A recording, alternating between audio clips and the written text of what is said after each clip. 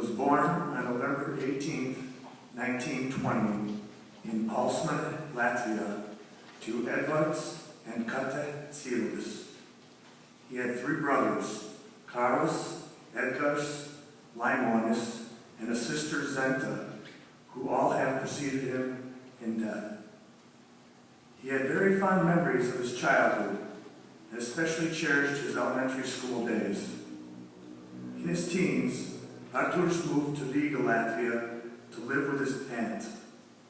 There he completed his high school education.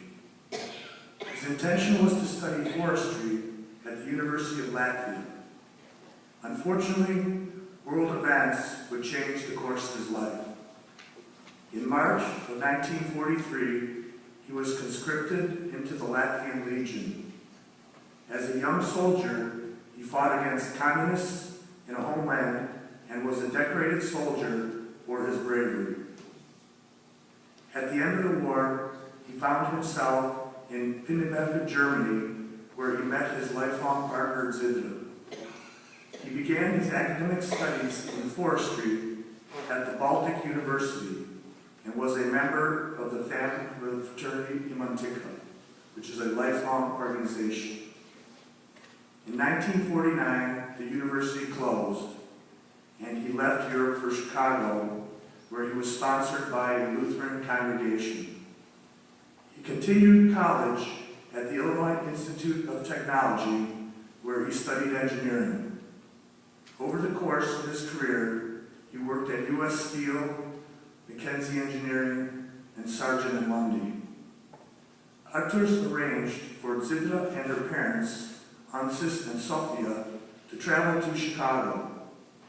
Zidra and Artūrs married in 1951 and had two daughters, Astrida and Ingrida. Artūrs always stressed the importance of education with his daughters. Astrida has a doctorate in math education, and Ingrida has a master's in public administration.